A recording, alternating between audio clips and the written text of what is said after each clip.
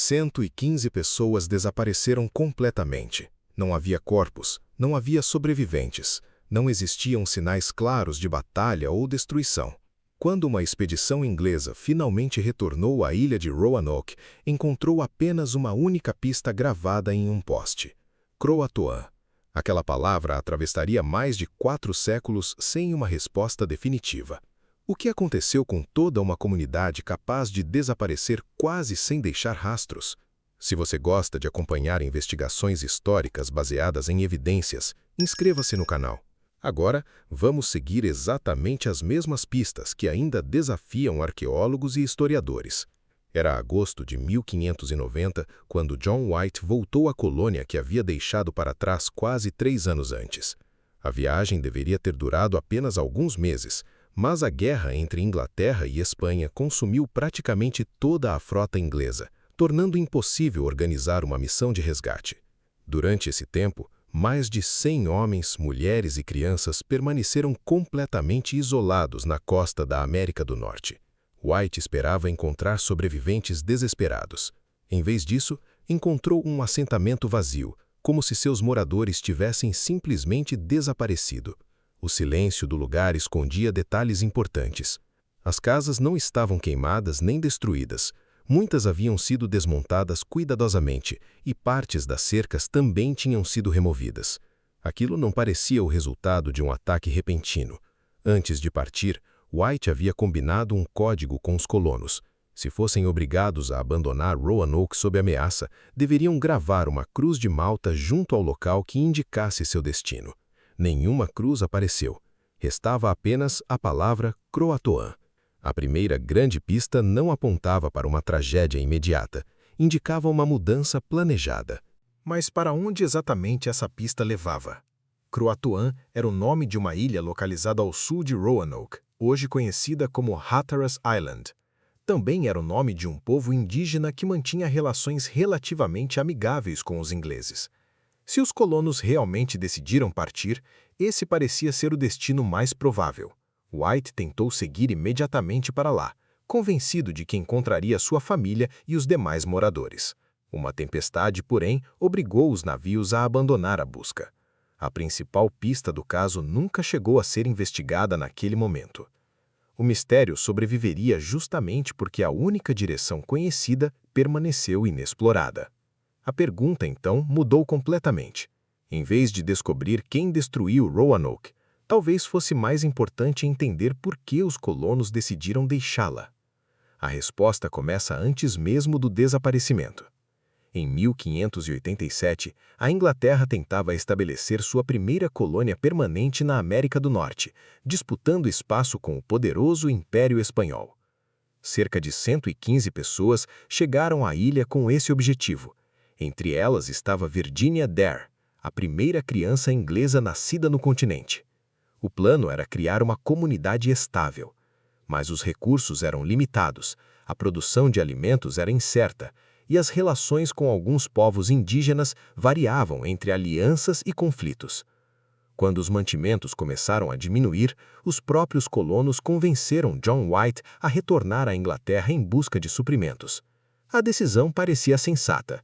Ninguém imaginava que a guerra contra a Armada Espanhola impediria seu retorno por quase 3 anos. Enquanto navios ingleses cruzavam o oceano transportando soldados e armas, outra batalha muito diferente acontecia em silêncio. Como sobreviver tanto tempo sem reforços, alimentos suficientes ou garantia de ajuda? Essa pergunta passou a orientar toda a investigação sobre Roanoke.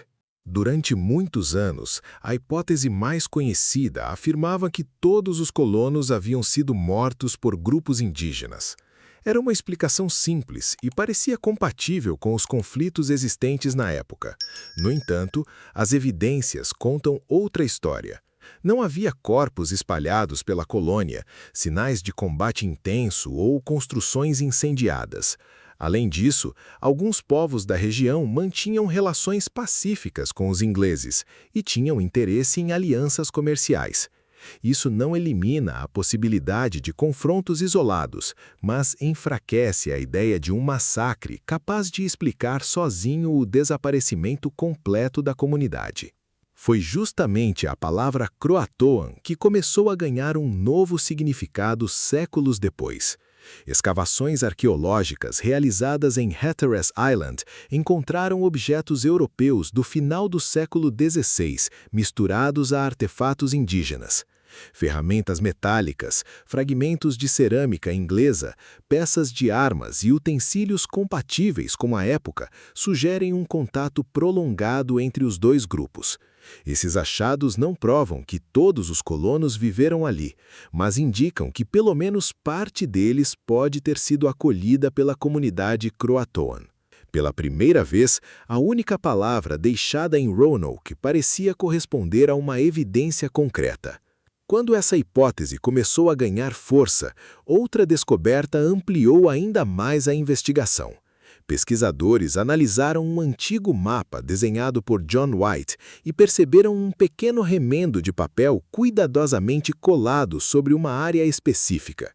Sob aquela camada, escondia-se o desenho de um possível forte localizado no interior do continente. A descoberta levantou uma nova possibilidade. Talvez Roanoke nunca tivesse sido o destino definitivo da colônia. Talvez os moradores planejassem abandonar a ilha e construir um assentamento mais seguro longe da costa, onde ataques e dificuldades de abastecimento fossem menores. Escavações realizadas nessa região encontraram poucos objetos compatíveis com o período, mas ainda insuficientes para confirmar a existência de uma nova colônia permanente. Mesmo assim, o mapa alterou a forma como os pesquisadores passaram a enxergar o caso. Em vez de imaginar um único desaparecimento, tornou-se possível considerar que diferentes grupos tenham seguido caminhos distintos. Alguns poderiam ter partido para Croatoan, outros talvez tenham tentado alcançar o forte indicado no mapa. Essa hipótese explica por que nenhuma descoberta isolada consegue responder a todas as perguntas. Outros registros históricos reforçam essa possibilidade. Alguns anos após o desaparecimento, exploradores ingleses relataram ter encontrado aldeias indígenas onde existiam objetos europeus e costumes considerados incomuns para a região. Também surgiram relatos sobre pessoas de aparência europeia vivendo entre comunidades nativas. Esses testemunhos, por si só, não comprovam nada e precisam ser tratados com cautela. Foram escritos muitos anos depois e podem conter exageros ou interpretações equivocadas. No entanto, quando comparados às descobertas arqueológicas e ao mapa de John White, deixam de parecer histórias isoladas e passam a formar um conjunto de pistas coerente. Hoje, poucos pesquisadores defendem que Roanoke desapareceu por um único motivo. A explicação mais consistente reúne diferentes acontecimentos. Alguns colonos provavelmente morreram por doenças ou dificuldades naturais. Outros talvez tenham sido incorporados por comunidades indígenas, enquanto um terceiro grupo talvez tenha tentado fundar um novo assentamento em outro local. O desaparecimento deixa de ser um evento repentino e passa a representar um longo processo de adaptação, dispersão e sobrevivência. A verdadeira história parece menos extraordinária do que as lendas, mas muito mais complexa.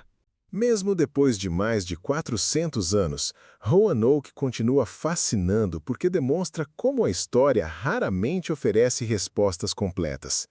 Uma palavra gravada na madeira, alguns objetos enterrados, um mapa alterado e poucos relatos fragmentados são tudo o que restou de uma comunidade inteira.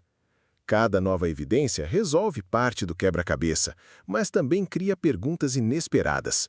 E talvez seja exatamente isso que torne certos mistérios inesquecíveis. Afinal, se ainda buscamos compreender o destino de 115 colonos desaparecidos, imagine o desafio de localizar o túmulo perdido de Alexandre o Grande, outro enigma histórico que continua escondido entre poucas pistas e muitas possibilidades.